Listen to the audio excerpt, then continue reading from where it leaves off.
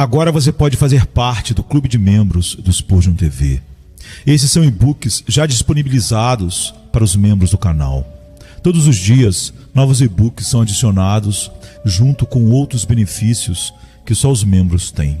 Sendo um membro, você passa a ajudar no crescimento desse ministério, tanto na quantidade do que podemos publicar, como na qualidade do material. Nosso propósito é, juntos, atingirmos o maior número de pessoas com sola escritura. Seja um membro do Spurgeon TV. Sermão número 3262, pregado na noite de domingo, 27 de março de 1864, por Charles Haddon Spurgeon, no Tabernáculo Metropolitano, Newington, Londres, Inglaterra. Ele armou o seu arco e me pôs como alvo para a flecha. Fez entrar nos meus rins as flechas da sua aljava. Lamentações 3, 12 e 13. Jeremias não pretendia que esses versos fossem uma descrição de um pecador sob convicção de pecado. Ele estava lamentando as desgraças de Jerusalém e da nação que havia sido tão severamente punida por seu pecado. Mas podemos aplicar corretamente suas palavras ao mais amargo de todos os sofrimentos humanos. Refiro-me de todos os sofrimentos humanos, exceto aquele remorso ruinoso que às vezes vem como prelúdio da destruição eterna. Queridos amigos, quando pregamos para vocês, nós, por assim dizer, atiramos flechas em um alvo. Mas, infelizmente, quão poucas delas atingem o objetivo.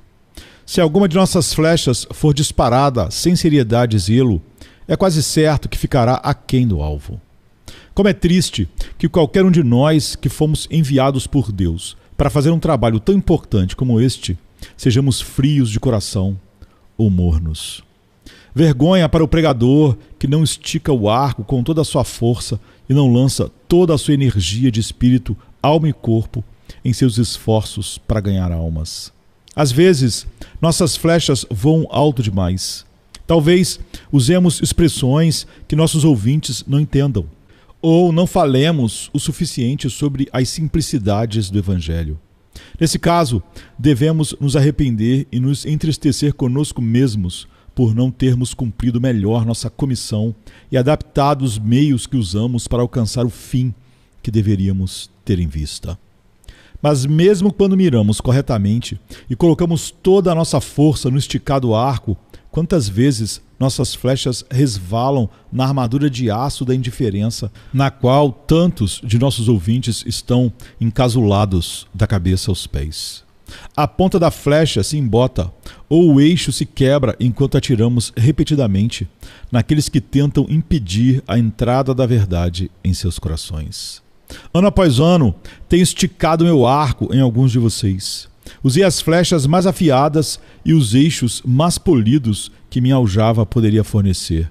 E lancei toda a minha força no esforço, mas até agora nenhuma flecha perfurou seus corações ou alcançou seus rins. Mas quão diferente é o caso quando o próprio Deus estica o arco. Ah, meus irmãos, suas flechas nunca erram o alvo. A junção na armadura do pecador sempre é visível para ele. Embora seja uma abertura muito pequena que ninguém mais pode ver, entre as placas da armadura a flecha entra infalivelmente. Deus sabe como ferir mortalmente também. Como o texto nos lembra, a flecha é cravada bem nos rins. Nessas partes do nosso ser onde o princípio vital é mais ativo, de modo que não há esperança de escapar das flechas que Deus envia bem no coração, na alma, na consciência daquele em quem ele atira seus dardos. Se Deus me capacitar pelo seu Espírito Santo, pretendo descrever o caso daqueles que foram perfurados pelas flechas de Deus. Mas quero, primeiro, falar de algumas flechas que não vêm da aljava de Deus de jeito nenhum, mas que, no entanto, causam muita dor a alguns espíritos sensíveis. Então, primeiro, vou tentar quebrar as flechas do diabo. Em segundo lugar, esforçar-me para descrever as flechas de Deus. E, em terceiro lugar, buscar consolar aqueles que foram feridos por essas flechas. Primeiro, então, vou tentar quebrar algumas das flechas do diabo. Arrisco dizer que 9 em cada 10 dos sentimentos terríveis que os homens têm, quando sob convicção de pecado, não são obra do Espírito de Deus, mas são o resultado do surgimento de sua própria incredulidade, agitada e instigada pelas sugestões diabólicas de Satanás. Ele sabe que é agora ou nunca com eles. Se ele puder agora levá-los ao desespero, impedi-los de vir a Cristo, ele terá alcançado seu objetivo. Mas se agora a alma ansiosa encontrar abrigo e descanso na expiação de Cristo, o príncipe das trevas a terá perdido para sempre. E, portanto, ele exerce todo o seu poder e agita todos os seus companheiros demônios para fazerem o máximo para manter a pobre alma no desespero. Uma das flechas que o diabo atira em tal momento é esta. Ele diz à alma perturbada: seus pecados são tão grandes que não é possível para Deus perdoá-lo. Você pecou de forma tão grosseira e por tanto tempo. Lembre-se do seu pecado em tal e tal dia, e do seu pecado em tal e tal noite. Se você não tivesse cometido tal e tal pecado, poderia ter sido perdoado, mas agora não há esperança para você. Além disso, pense nas muitas maneiras pelas quais suas ofensas foram agravadas. Você pecou contra a luz e o conhecimento. Embora tenha sido frequentemente repreendido, endureceu o pescoço e certamente será destruído. E isso sem remédio. Seu caso é totalmente sem esperança. Agora, embora parte do discurso de Satanás seja citada das Escrituras, ouso afirmar que essa flecha nunca veio da aljava de Deus. Essa citação não se refere a alguém que se arrepende sinceramente do pecado e vem a Deus buscando misericórdia pelo amor de Jesus. Por maior que tenha sido sua culpa, lembre-se de que a misericórdia do Senhor é de eternidade a eternidade sobre os que o temem. Se você tivesse ido tão longe no pecado quanto o próprio Satanás poderia tê-lo levado, aquela grande promessa do Senhor Jesus Cristo ainda estaria disponível para você. Todo tipo de pecado e blasfêmia será perdoado aos homens. Se a culpa de 1000 pecadores estivesse concentrada em você, ainda assim, se você se lavasse na fonte cheia de sangue, extraída das veias de Emanuel, há potência suficiente naquele precioso sangue para torná-lo mais branco que a neve recém-caída. Ó pobre perturbado, que essa flecha seja quebrada em pedaços de uma vez por todas. Que o pensamento da misericórdia eterna de Deus e seu poder ilimitado de perdoar a parta ao meio e a lance ao chão.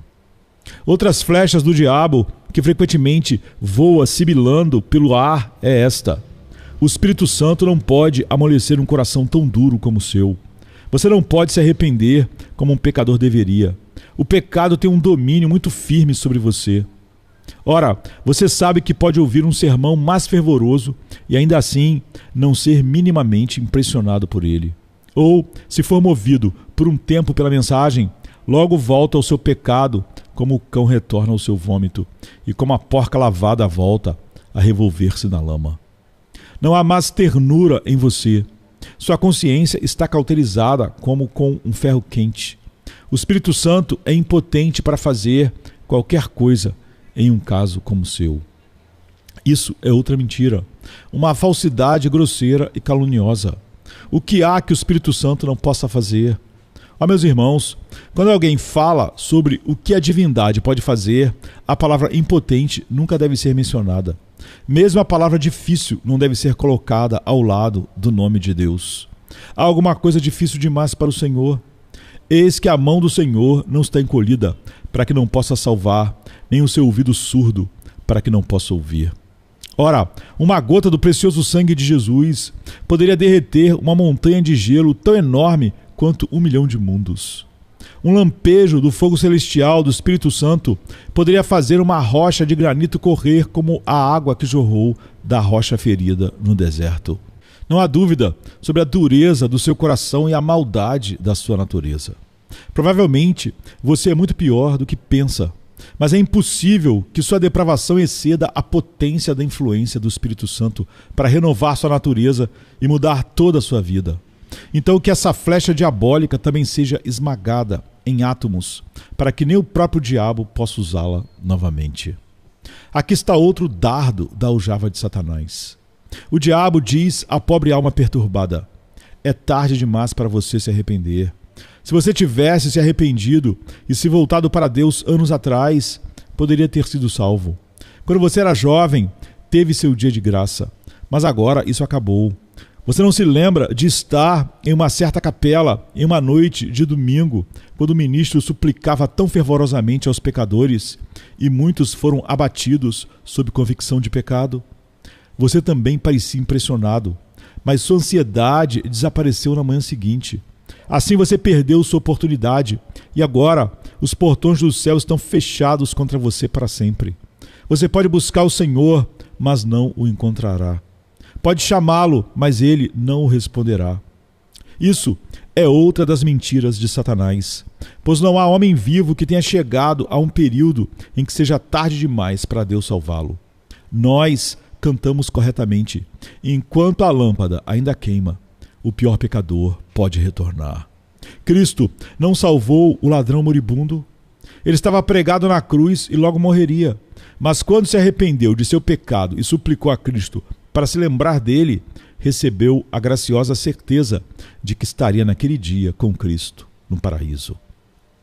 Se a velhice pudesse manter os homens fora do céu, há muitos agora diante do trono de Deus que nunca teriam estado lá. Se você tem 70 ou 80 ou mesmo 90 anos de idade, é uma coisa triste e solene que tenha vivido tanto tempo sem Cristo.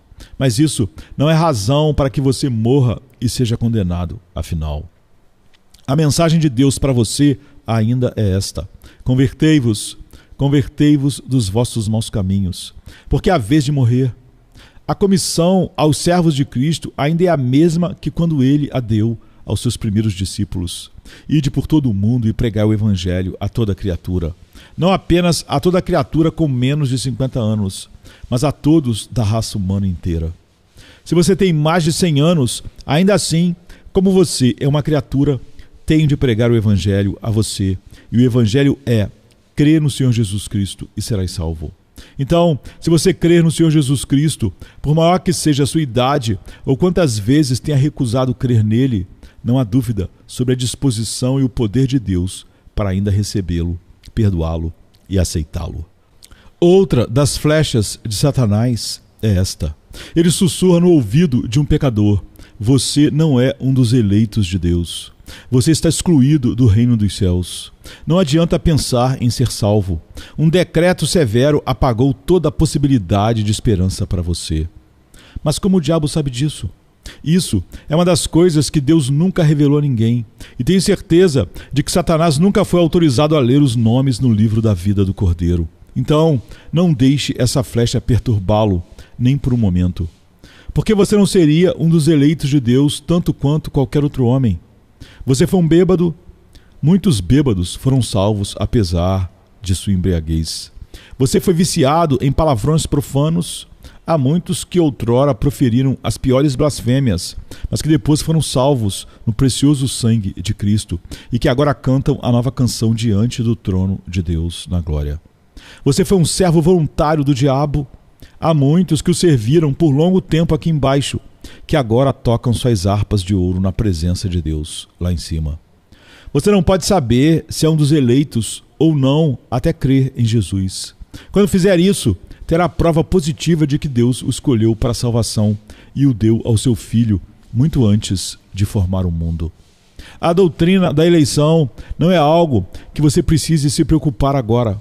Comece a ler sua Bíblia e o Evangelho segundo Mateus e veja lá como você é ordenado a se arrepender e convidado a vir a Cristo.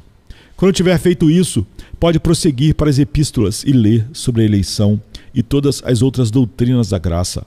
Mas seu primeiro negócio é se arrepender do pecado e crer no Senhor Jesus Cristo. Também conheci Satanás sussurrando ao homem: não adianta você orar.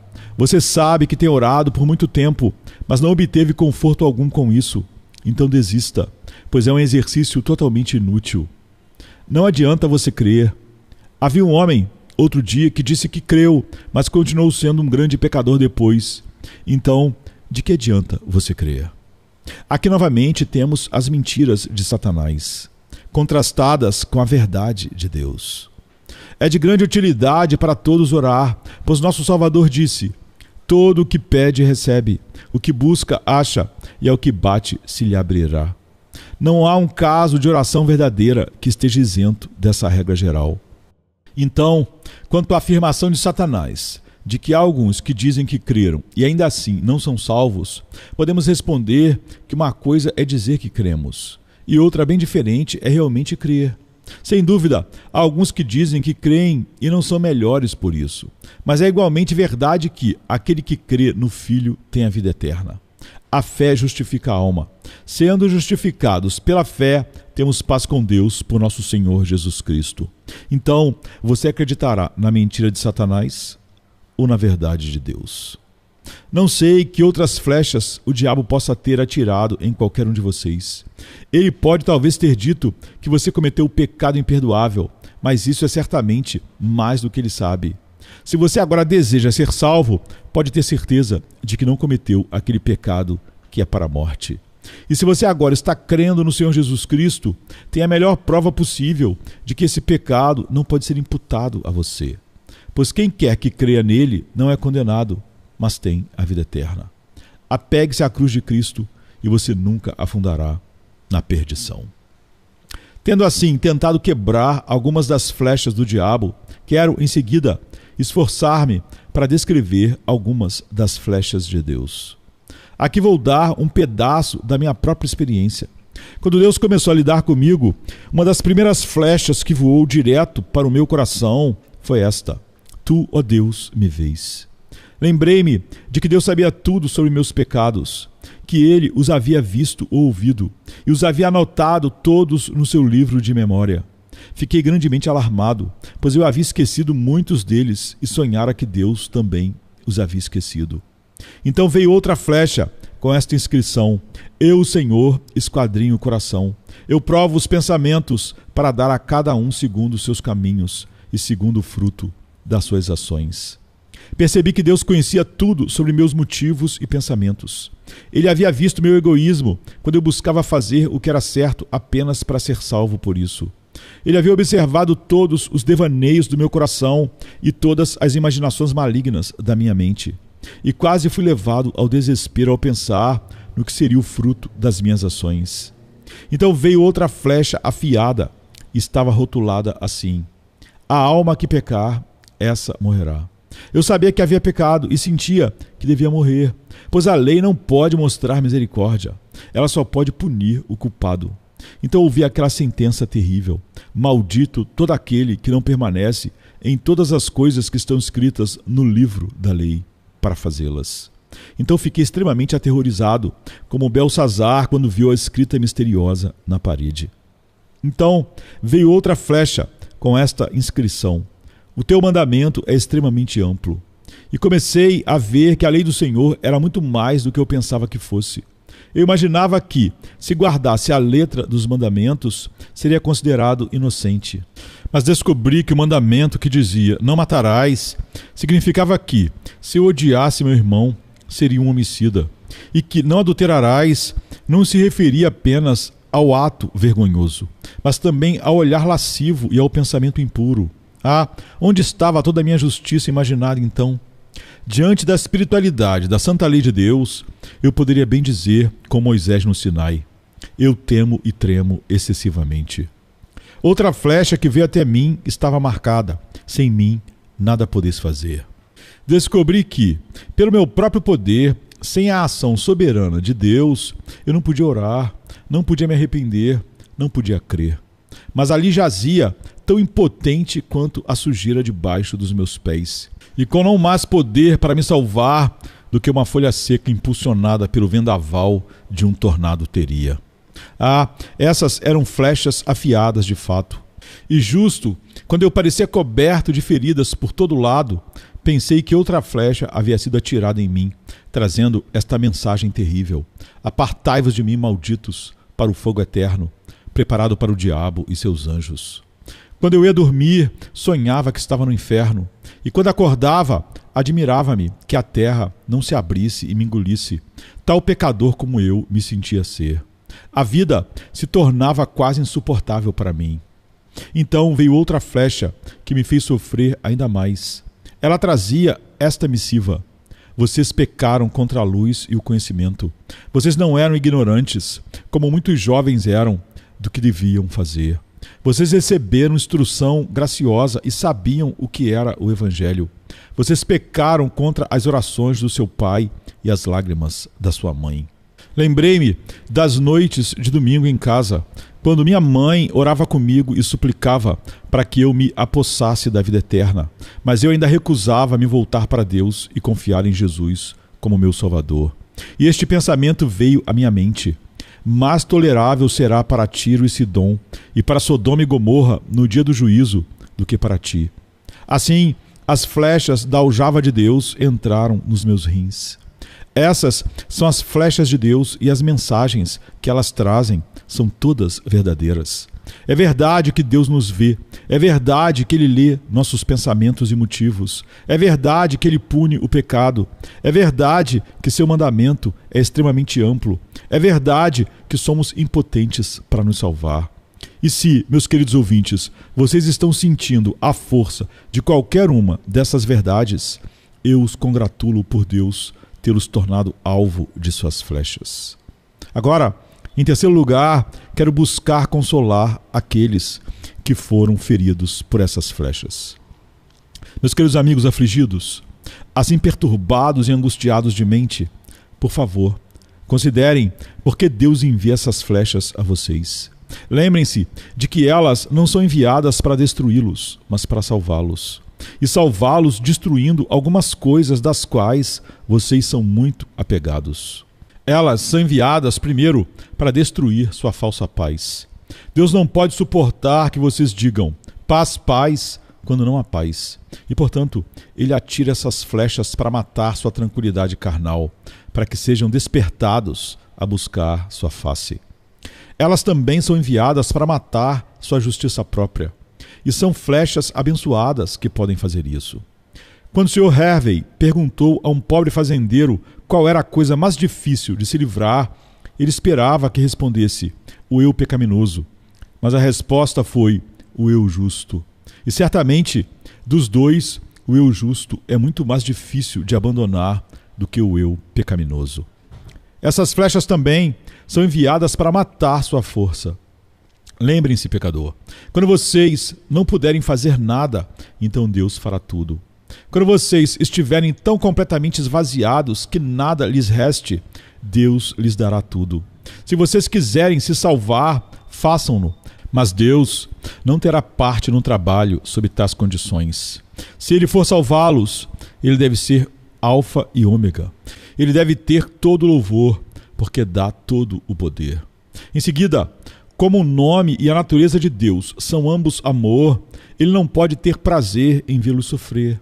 Ele tem um propósito em torná-los alvo de suas flechas. Ele tem um desígnio em fazer as flechas de sua aljava entrarem nos seus rins. Ele não os fere por má vontade contra vocês, mas visa o bem de vocês o tempo todo.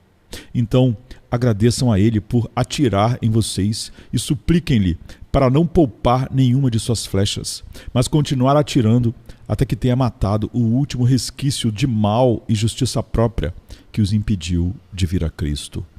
Além disso, não imaginem que vocês são a primeira pessoa que sofreu dessa maneira. Todo o povo de Deus, em sua medida, passa por uma experiência semelhante. Se eles não se tornam alvo de Deus no momento de sua conversão, descobrem que sua aljava é esvaziada contra eles mais cedo ou mais tarde. Portanto, meu pobre irmão ou irmã feridos, olhem para o seu caminho como o caminho dos santos. É a estrada real que foi trilhada pelos peregrinos para o céu em todas as eras. Mais uma vez, vocês são um daqueles que são especialmente convidados neste bendito livro. Ouçam, vinde a mim todos os que estáis cansados e oprimidos. Isso deve significar vocês, e eu vos aliviarei. Isso é o que vocês precisam. Ó vós, todos os que tendes sede, isso significa vocês. Vinde às águas, e o que não tem dinheiro, isso significa vocês. Vinde, comprai e comei, sim, vinde, comprai vinho e leite sem dinheiro e sem preço. Todo aquele que quiser, isso deve significar vocês, pois vocês estão dispostos o suficiente a ser salvos. Tome de graça da água da vida. Quem ouve e vem verdadeiramente tem sido alvo do chamado eficaz e infalível do Espírito. Se vocês não puderem obter conforto desses convites porque temem não ser a pessoa descrita neles, lembrem-se de que há um chamado geral no Evangelho. Não só somos convidados a crer no Senhor Jesus Cristo e ordenados a nos arrepender do pecado, mas como Paulo disse em Atenas, Deus ordena agora a todos os homens, em todo lugar, que se arrependam. Sejam gratos por não ser tarde demais para obedecerem a esse mandamento. A porta do céu ainda não está fechada contra vocês. O portão do inferno ainda não foi trancado como sua prisão eterna. Vocês ainda estão em terreno de oração e em termos de súplica com Deus. Então, buscai o Senhor enquanto se pode achar. Invocai-o enquanto está perto. Deixe o ímpio o seu caminho e o homem maligno os seus pensamentos. E volte-se ao Senhor, que se compadecerá dele. Torne para o nosso Deus, porque grandioso é em perdoar. Acima de tudo, meus queridos ouvintes, lembrem-se de que Cristo Jesus veio ao mundo para salvar os pecadores. Pecadores, notem, não justos, os bons, os excelentes, mas os pecaminosos, os maus, os culpados. Deus não amou os homens por causa de sua bondade. Cristo não comprou os homens por causa de sua beleza moral. O Espírito Santo não vivificou aqueles que já estavam vivos, mas, estando nós ainda fracos, no tempo determinado, Cristo morreu pelos ímpios. E Deus prova o seu amor para conosco em que, sendo nós ainda pecadores, Cristo morreu por nós. Olhe pela fé, pecador, para Ele, enquanto pendia na cruz. É o Filho eterno de Deus, Deus verdadeiro de Deus verdadeiro, que morreu ali, o justo pelos injustos, para levar-nos a Deus. Lembrem-se de como Ele clamou, está consumado, antes de inclinar a cabeça e entregar o Espírito. O que foi consumado? Ora, a estrada do inferno ao céu, o caminho pelo qual o pior pecador pode viajar para a glória, a fonte na qual os pecados mais escarlates podem ser lavados, a redenção pela qual os escravos do pecado e de Satanás são para sempre libertados. Tudo isso e mais do que isso foi consumado no Calvário. E se vocês confiarem em Jesus agora, uma salvação consumada será sua neste exato momento. Que o Espírito Santo os capacite exatamente como estão, a descansarem na obra consumada do Senhor Jesus Cristo. E então descobrirão que aquele que os feriu com suas flechas os curará pela sua graça, e vocês serão dele para todo sempre. Que Deus o conceda pelo amor de Jesus. Amém. Exposição de Charles Haddon Spurgeon de todo o texto após o sermão. Lamentações 3, 1 a 35, Jeremias 31, 22 a 37. Estou prestes a ler uma porção da Sagrada Escritura que pode parecer muito estranha para alguns de vocês, mas ela pertence a uma parte da congregação e espero que possa ser um meio de dar-lhes conforto. Eu a leio como uma imagem do sofrimento de uma alma sob o senso de pecado. Acho que é um retrato mais gráfico de um coração que é despertado e feito sentir seu estado e corrupção. Se houver alguns assim aqui, eles certamente se verão na imagem. Verso 1. Eu sou o homem que viu a aflição pela vara de sua ira. É um erro que a maioria das almas comete quando em apuros, supor que ninguém mais sentiu como elas. John Bunyan descreve cristão como muito confortado ao ouvir alguém citando a Escritura enquanto passava pelo vale da sombra da morte, pois então percebeu que havia outros no mesmo caso que o seu. Não pense, pobre alma perturbada, que ninguém nunca foi tão despedaçado quanto você. Seu caminho de tristeza é um bem trilhado. 2.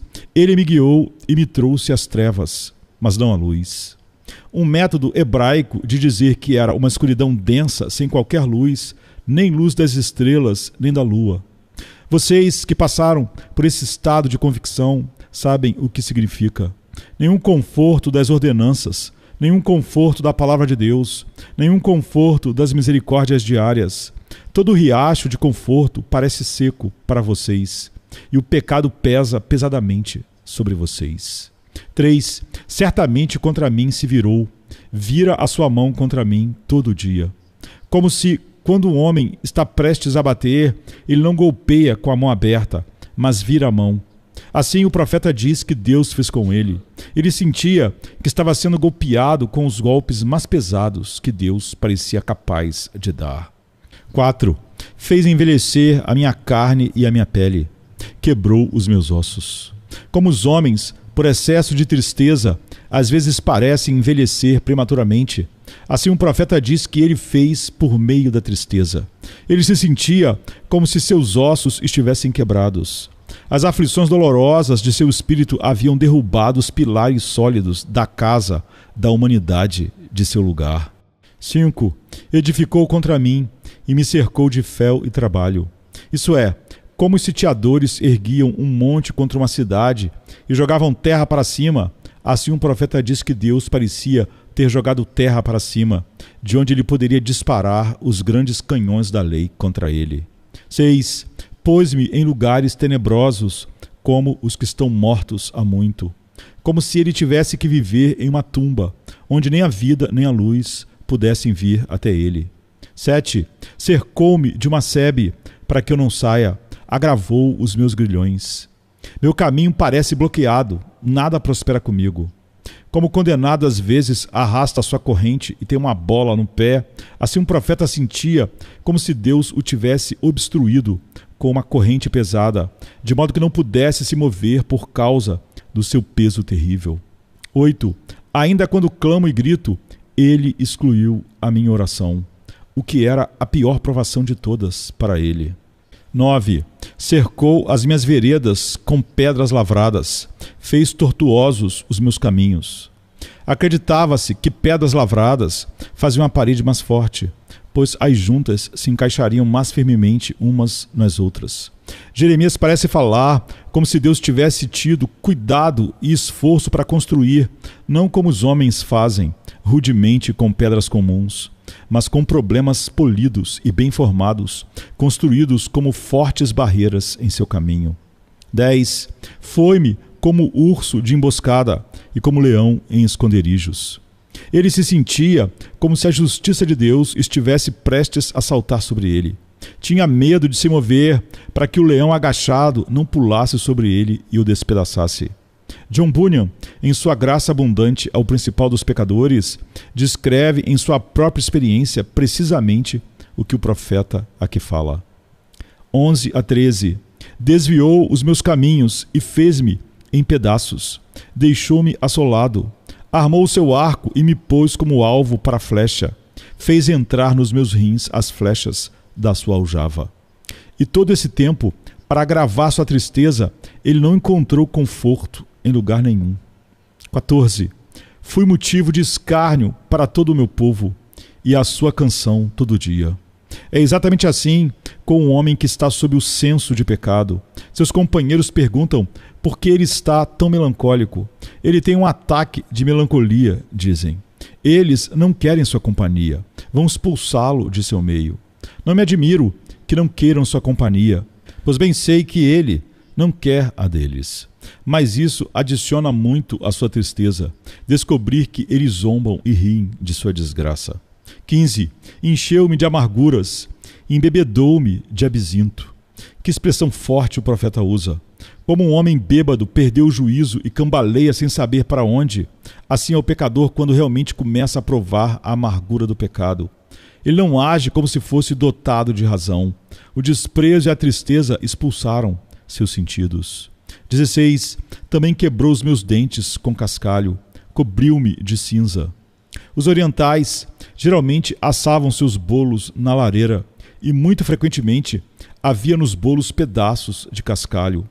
Talvez grandes pedaços de cinzas e às vezes pequenas pedras de cascalho que quebrariam os dentes. Assim, o profeta parece dizer: quando tentei obter algum alimento comendo pão, fiquei desapontado. Meus dentes foram quebrados com cascalho. Lembro-me de quando costumava ir à casa de Deus para tentar obter conforto, mas em vez disso, saía mais miserável do que entrava, pois o pecado, aquele grande dragão devorador, ainda me seguia por toda parte. 17 a 21. E tiraste a minha alma do sossego, esqueci-me da prosperidade, e disse: já pereceu a minha força e a minha esperança no Senhor. Lembrando-me da minha aflição, e do meu sofrimento, do absinto e do fel. Minha alma os tem continuamente em memória, e se abate dentro de mim. Isso trago à memória, por isso tenho esperança. Notem a mudança graciosa que ocorreu, como se o sol tivesse nascido após a escuridão e a melancolia da noite. Agora, os pássaros da alegria começam a cantar e as flores da esperança começam a abrir suas taças douradas. 22. São pelas misericórdias do Senhor que não somos consumidos, porque as suas misericórdias não têm fim. Ruim como é nosso estado, ainda não estamos no inferno, ainda não estamos além do alcance da esperança. 23. Novas são cada manhã, grande é a tua fidelidade. Tivemos novas misericórdias esta manhã e tivemos misericórdias frescas esta noite. Deus não nos esqueceu. O próprio fôlego em nossas narinas é prova de sua bondade para conosco. Portanto, queridos amigos, ainda esperemos por mais favores dele. 24 e 25. O Senhor é a minha porção, diz a minha alma. Por isso, esperarei nele. Bom é o Senhor para os que esperam por ele, para a alma que o busca. Vocês podem se apossar dessa bendita verdade, qualquer um de vocês perturbados que estão aqui, pecadores de coração quebrantado, vocês podem se apegar a essa certeza reconfortante? Se sim, logo haverá paz para vocês. 26 e 27. Bom é esperar em silêncio pela salvação do Senhor. Bom é para o homem suportar o jugo na sua mocidade. Pois esse jugo, embora pareça muito pesado por um tempo, quando nos humilhar e nos trouxer a Cristo, nos trará bênçãos inumeráveis. 28 a 33. Assenta-se, solitário, e fica em silêncio, porquanto isso pôs sobre ele. Mete a boca no pó, porventura ainda há esperança. Dá a face ao que o fere, enche-se de opróbrio, porque o Senhor não rejeitará para sempre. Ainda que entristeça alguém, usará de compaixão segundo a grandeza das suas misericórdias. Porque não aflige nem entristece de bom grado os filhos dos homens, a menos que ele tenha algum motivo gracioso para isso. Ele nunca aflige ou entristece, e quando age assim, é como quando um pai bate no filho. É porque deve ser feito, e não porque ele goste de fazê-lo. Vejam então a grande misericórdia de Deus, que isso leve o pecador ao arrependimento, sim, e nos leve a todos a colocarmos nossa confiança no Senhor. Agora, olhemos a passagem de Jeremias 31, 22 a 37. 22. Porque o Senhor criou uma coisa nova na terra. A mulher cercará o homem. Aqui há uma profecia do nascimento de Emanuel, Deus conosco, nascido de uma mulher pelo poder sobrenatural do Espírito Santo. Maria foi de fato bendita entre as mulheres, e nos regozijamos naquele homem que assim nasceu milagrosamente para ser o Salvador, Cristo, o Senhor. 23 a 25.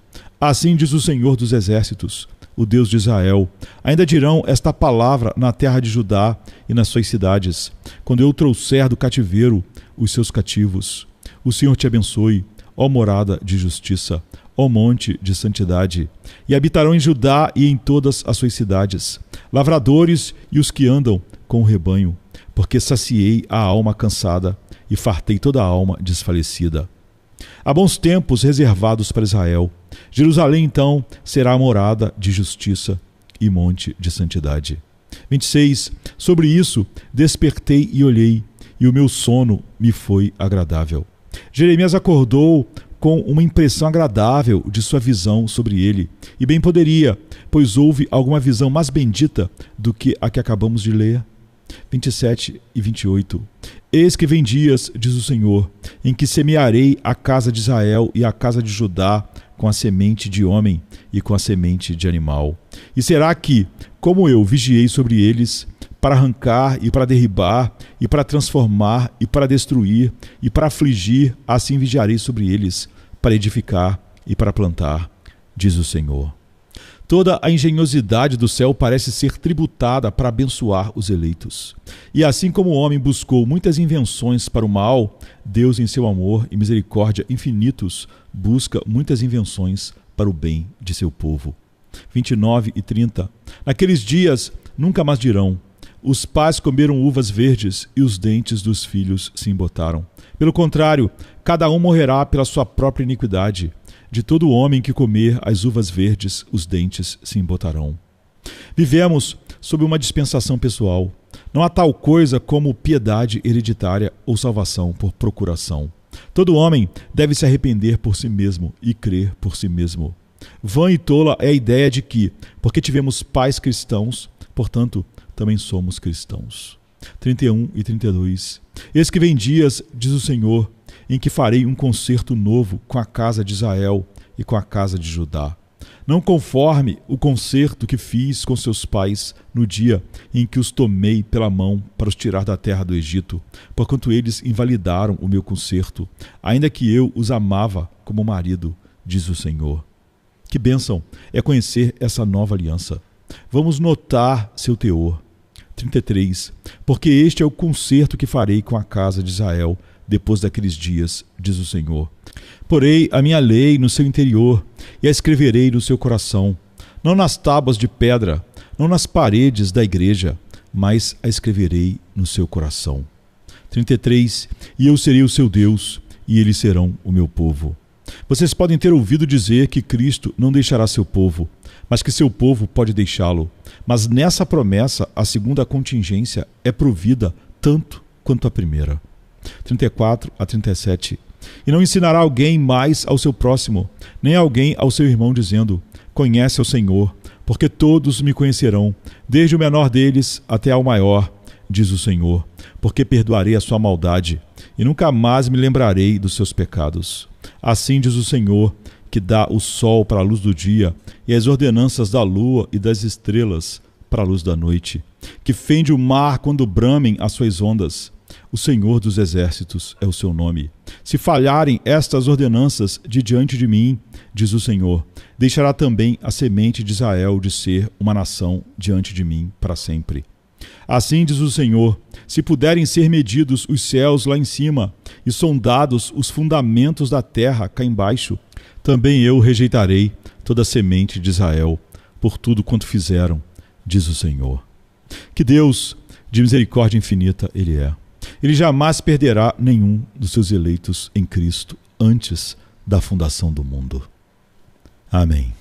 Antes do tempo respirar o seu primeiro som, antes da luz pintar o céu com esplendor, já estavas entronizado, Cristo, Cordeiro e Leão, traçando o curso da história com amor. Teu sussurro ergue montes, acalma o mar. Cada estação te obedece sem hesitar. E mesmo o caos ao teu chamado se curva, pois nada escapa da tua mão que tudo ajusta.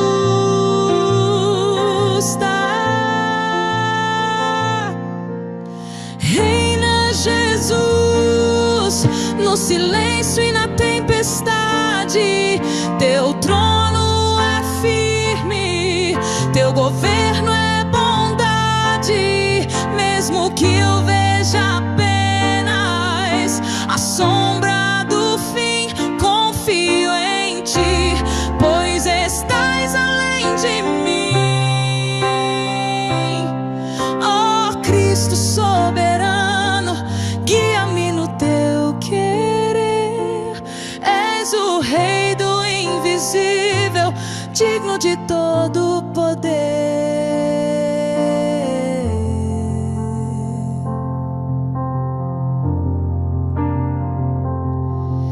Os fios da minha dor, bordados por tua mão, se entrelaçam com promessas de redenção.